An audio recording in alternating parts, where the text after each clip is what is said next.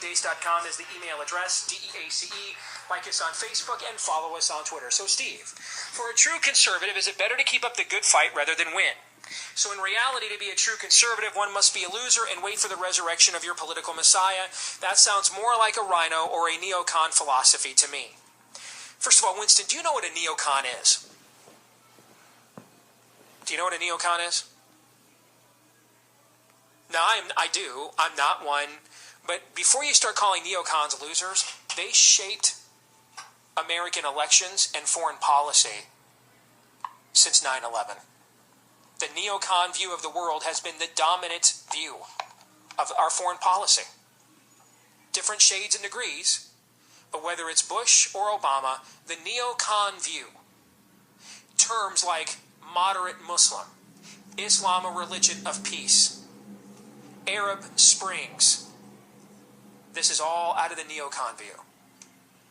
So you may disagree with them, but they've actually had a lot of political success. I disagree with them vehemently, by the way. I think their view of the planet is wrong. But they're not losers. They've won a lot. They've been shaping more foreign policy views than any other viewpoint in America has. Secondly, define winning. How would you define winning, Winston? My guess is from your email, you would define winning as the Republicans win. Well, good for you. I hope that the two-party duopoly scam, I hope it works. I mean this when I say it. I hope it works better for you than it hasn't for me the last 25 years. Because I've gotten nothing from it. Nothing. I'm not freer on any level at all from this scam. I'm not less taxed. I'm not less burdened by government. I'm not less imposed upon in my constitutional freedoms and liberties at all. This two-party system of my team has to win, binary action, hasn't served my interest at all. If it is serving yours, God bless you, then you and I have a lot of different interests. And you know what? I really don't even care about true conservative. You guys can take those terms. I don't care what conservative means. I don't. After all this, I don't. I really don't care. I don't think there's a negative integer known to mathematics that goes low enough to adequately describe how little I care about your terms. Because they just don't mean a damn thing.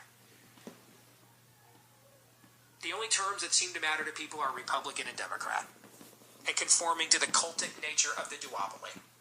And doing whatever they tell me to do.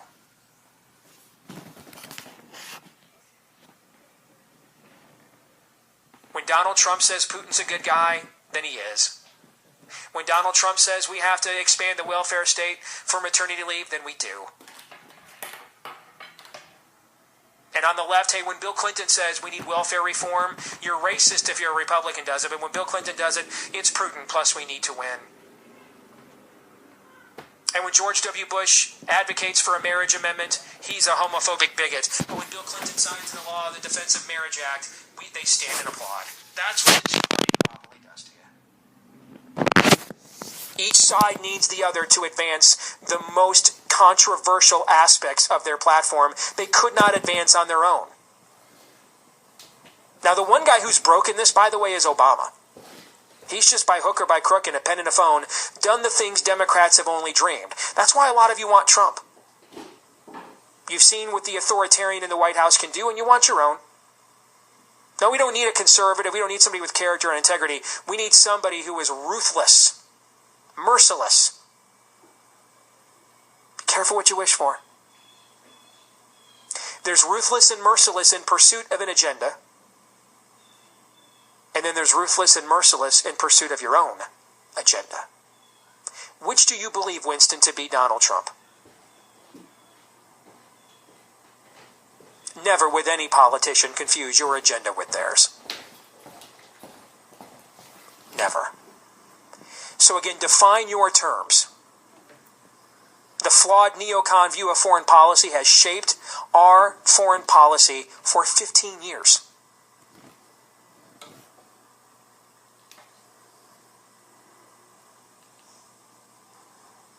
That seems like winning to me by your standard. And define winning in any way. What is winning? Who cares about winning elections if your ideas aren't going to be advanced? We just saw the Republicans in the Senate literally cave on everything yesterday. Everything. We saw Republicans in the House cave on impeaching an IRS commissioner when it actually would have scored them political points to at least even attempt it. Winston, how is your life any better because the Republicans can control Congress? Is your life that much different if Nancy Pelosi was the Speaker? Harry Reid was the Senate Majority Leader? Seriously, what would be any different right now? So you're not an activist and you're not a patriot, Winston. You're a fanboy. You're waving GOP pom-poms. I hope it works for you. I was there. I used to be you. So I get it. And I did too many walks of shame. I came out bow-legged too many times, man. Came out with a limp too many times. Shuffled my feet one more. I just couldn't do it one more time. I had to salvage whatever shred of dignity I had left. Now, maybe you have more resolve or less dignity than me. So you want to play this thing out? Okay, listen. My kids' future is going to be helped shaped by the decisions the person that's going to sit in that White House next is going to make. I hope you are right, Winston. I do. But I'm pretty confident you're not. Because I've got the last quarter century plus of politics in America as evidence. Not to mention the way this cat has behaved as a candidate, backing me up. But you never know. This might be the one time you roll snake eyes. I really hope you do. My life will be better for it. My kids' life will be better for it. We'll all be better off for it. So I hope that you're right. It's just you guys never, ever give me any evidence that you are. All your evidence is you don't want the other side to win. Why? Because I want the guys wearing my uniform to give me all the stuff I've already voted against? Because that just feels so good? Okay. Maybe so, you're invested in this. That's good for you. I hope it works out for you. It didn't work out for me.